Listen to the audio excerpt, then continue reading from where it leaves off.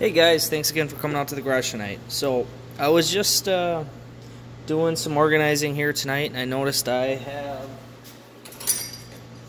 a handful of chisels that, come on, I tried to sharpen with a bench grinder when I was in service, actually out there working on machines. So I'm going to resharpen these and re-harden them. I don't know how much you guys know about hardening. I'm learning here. This is my first time trying to actually test hardness and repair a chisel. But when you actually heat something up like this and actually get that blue color from bench grinding, you lose all the hardness in that material at that time. So essentially what my knowledge is so far of this is that when a material is soft, its grain structure is quite open. And when you harden it, essentially what you're doing is you're opening up, you're getting it really open, and then you quench it to kind of contract it and close those grain structures as much as possible. So, come on. There we go. Yeah, you can see there how I actually heated this up enough on a bench grinder that I caused that discoloration. So, let's see here if I can get this to work. So this was just a little, I think, like a 5/32 pin punch. The tip had been all marred up, and I kind of straightened it here. So let's try to just heat it up, I should say. So the biggest thing when you're trying to do this sort of heating, you want to be able to see the temperature change and grow with the material. So that's why I kind of ground back here off the shank a little bit. This paint that's on these Dascos, it doesn't really flake off. It just burns and kind of creates like a scale on the chisel, so it's hard to read the heat going into it. So what I'm going to do here is I'm going to try to heat it up fairly slow. All I have is just a MAP Gas Pro here, so we're just going to kind of slowly get it up to temperature, and then once we do get it up to temperature, we'll go a higher heat. One thing, if you guys are doing this for the first time, a good way to tell when you do get a material up to temperature is you can take a magnet to it and there will be no ferrousness. It won't actually drag the magnet or create a pull. So that's how you tell when you're up to temperature, and that's how you tell when it's time to quench. So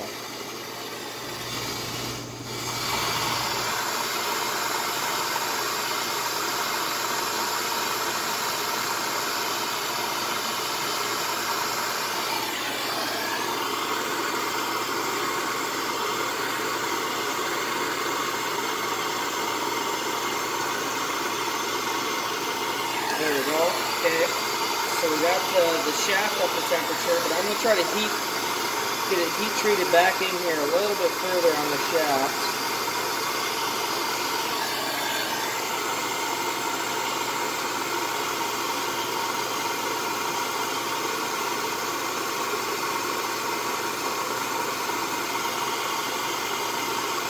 Okay, so now I'm going to take a magnet.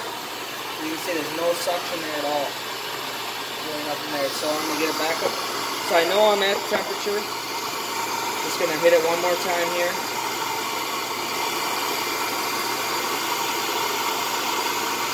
Nice and bright red. Okay. And you guys want to do a figure 8 when you're quenching. And I know you're not supposed to use aluminum or cold water if you're a beginner, but I said, you know what, I don't want to pour out some good oil just to try and quench some tools. So I'm trying it. If I break any of these, I really don't care. Alright, so now that shows, come on, you can kind of see how you have that gray color.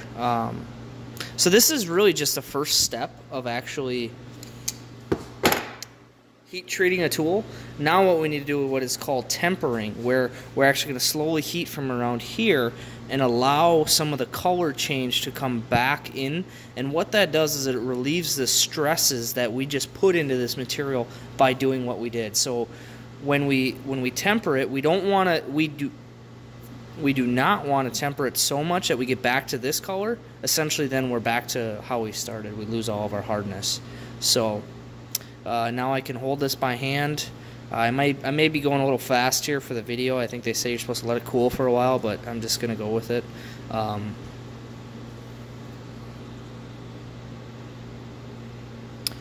Okay, so guys, sorry about that. I'm going to try and just kind of clean this up here so I'll have a better idea when this temperature, you can see the color change happening. So I'm just going to hit this again real quickly with just my flap disc here. So.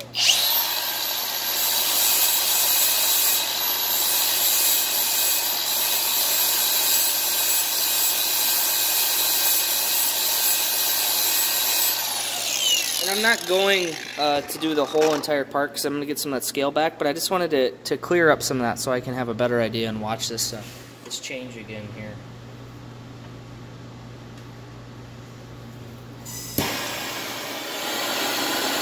And in this process, you want to do a very slow heat and allow that material. If you shock it, essentially what you'll do is you'll get this color transfer that is just traveling around the outside of the actual chisel and not through the center of the material. So what you get is a brittle, hard outside, but not really any hardness in the center of the chisel. So I'm just going to slowly heat this up here, and we'll see if we can see this color change happen. And this is called tempering again. And I'm not the expert, so if you tell I'm doing something wrong, I'll believe you. But the first test I did here, essentially what I've read is the way that to test your hardness is to take a file and see if the file bites into the chisel. And the first one I did, it did not bite, so it's telling me it got pretty hard. Okay, so now we're starting to see some of this temperature change. The bronze is coming up. You can see a little bit of bronzeness coming up through. And here soon we should see some purple. And followed from the purple should be like a dark blue. Okay, now we're getting all of that. So the biggest thing is we have to stop before that blue gets to the tip.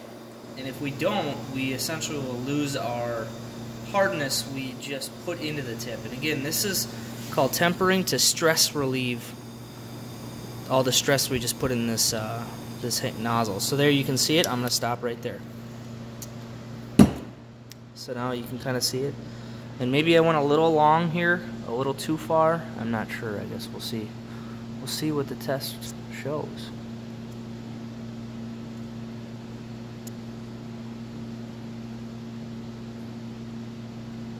Kind of hard to see the temperature color difference there, but you guys saw it.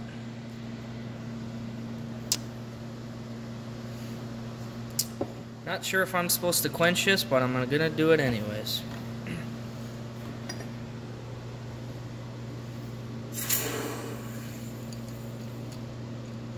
And one thing you guys never want to do with chisels is heat up long enough here and quench the backside, because that's what you don't. Where you're striking, you do not want that to be hard. Hitting a hard hammer to a hard chisel, that's it's not what you want. So that would be bad. Ooh, got some heat on the shaft there. So we'll just let this sit here for a minute. In the meantime, let me grab a file. Okay. So here I just have a file, and let's just see if she bites. Okay, so she skates right over. And here, get in frame. So here, let me go on the non-hardened section just to show you guys. You can kind of hear how that bites right in, and you just hear the skate right over it. So that's telling me that we got this bitch hard. So that's sweet. Now I'm just gonna let it cool down, and we will polish it up just to get it back to a nice looking surface here. Come on, you fuck.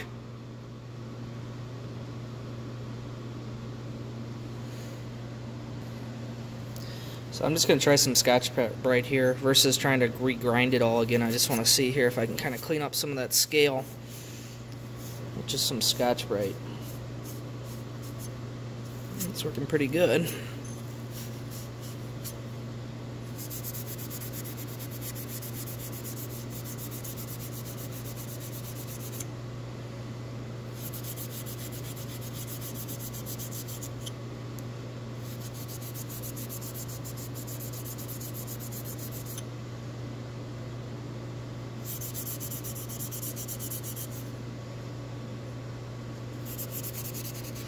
So we are definitely getting a lot of scale off of this here now.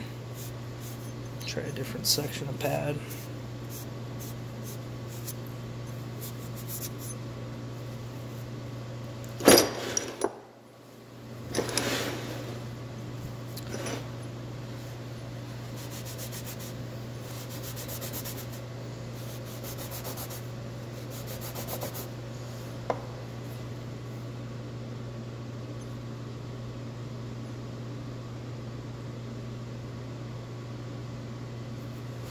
Let's test it again.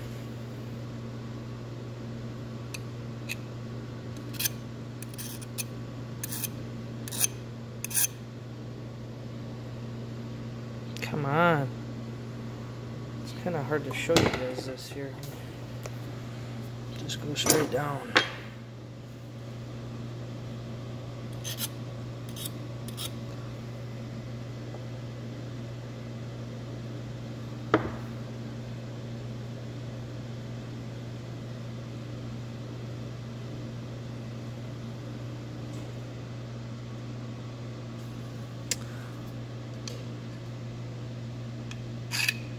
So you can just see how that bites right into it. Whereas we're not getting that here.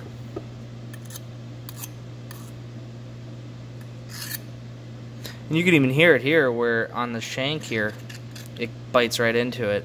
And right here on the tip, skates right over. So telling us we got from about here up, we got a nice hard chisel tip. So I'm excited to use this now.